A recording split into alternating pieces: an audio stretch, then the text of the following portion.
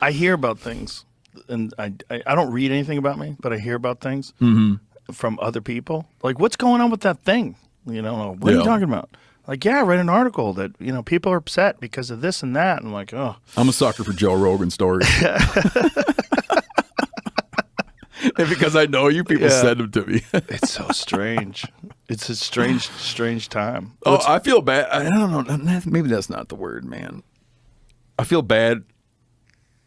Is it bad? I don't know. Maybe I feel bad for you the way that shit happens. Because you kind of want to, you know, that shit will happen and I'll kind of, I don't know who to tell, you know. You kind of want to be like, man, you got it all wrong, man. Well, you don't know who to talk to. Well, it's weird because on one hand, it strengthens the group of people that know me and know the podcast and listen to the podcast. But you get all these people that just get like a soundbite or get an article or the title of the article. And that's, like, I'm guilty of that. I read titles of articles and then I send them to my wife all the time. She's like, did you read it? I go, no. She goes, that's not really what it's all about. I'm like, yeah, but the title's fucking juicy. Yeah. But that's what goes on today. So. I was surprised by you a couple times when that you don't like to even. It's a little bit fatalistic on your part. You don't even want to participate in journalism about you. That's fatalistic? Yeah, because it's like you could. Do you know what I mean? Even if you could get that one little quote in there, it's not worth it. Yeah, but you don't even. No. It's not, well, first of all, for your mental health, it's not good. It's not good to think about yourself. I don't think that's very healthy. Certainly, it's not good to think about other people's opinions of yourself. I think that you're farming off your own opinions to other folks and letting them decide. Yeah, but to have and I'll use the word, when I use the word credentialed, I don't mean flawless, but I mean like a somewhat vetted news organization is prepared. Okay. Though it's even the New York Times is sketchy today. It is. Everybody is. Everybody's sketchy. Okay, here let me take a break from my advice. Let me take a break from the advice I'm trying to give you to tell the story I heard the other day on NPR. This is like I have, you know. So I was arguing with Giannis one day about, we were talking about something, and he was trying to argue that, like, of bias, there's like the least amount of bias here, there, wherever, right?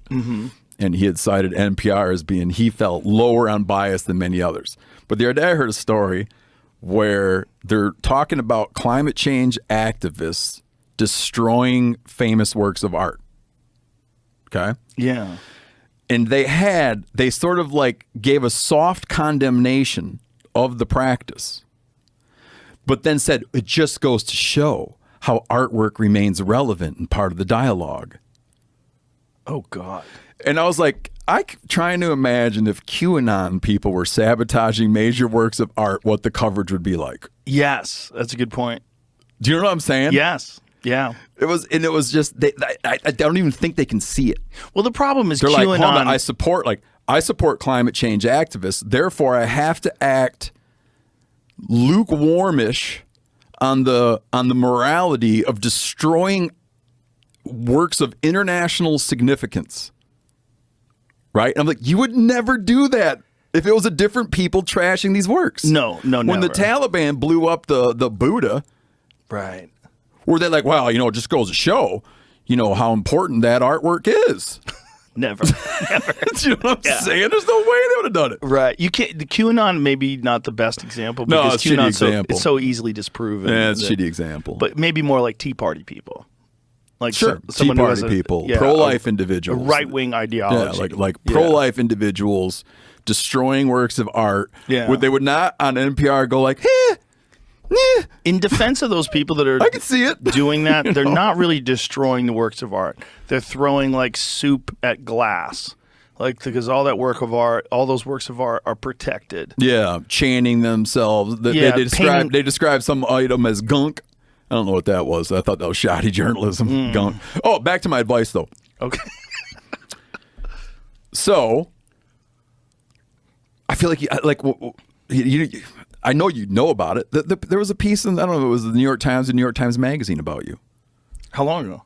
I don't know. Someone had asked me to comment. And I said, you're like, I'm not talking to him. I'm not going anywhere near it. That one wasn't that bad. I heard about that one. No, but why did you not get in there? Why would I? I put out enough content. People can form their own opinions. Isn't that funny, though? No one pays attention to all the content you put out. Not that no one does, but you know what I'm saying? It'd be like, you talk for, I don't know, how many hours a week do you talk? A lot. Yeah. Yeah. But then someone will talk for you and it gets a lot of gravity. It doesn't get as much gravity as each episode. Probably not. No. Not even close. No, you're right. You're right. I can see your point. I can see your point. The amount of people that listen to each episode dwarfs everything that's ever been written about me, ever, for sure. So there's that.